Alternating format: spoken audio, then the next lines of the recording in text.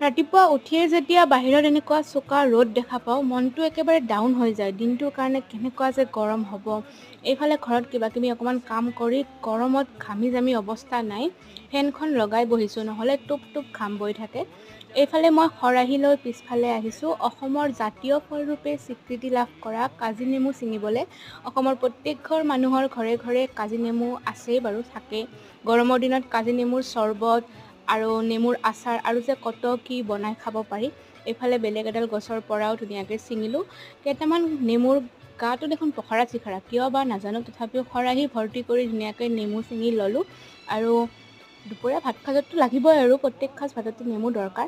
এইফালে গা পা ধুই ফ্ৰেছ হ'লোঁ। গা ধোৱা মানেনো কি আৰু, আকৌ অলপ পিছত ঘামি-জামি যামেই। এয়া দুপৰীয়া ভাত সাজত আজি আলু ভাজি, কঁঠালৰ গুটি পিটিকা, কোমোৰা ভাজি আৰু কণী ভাজিৰে এসাঁজ খালোঁ। আজিলৈ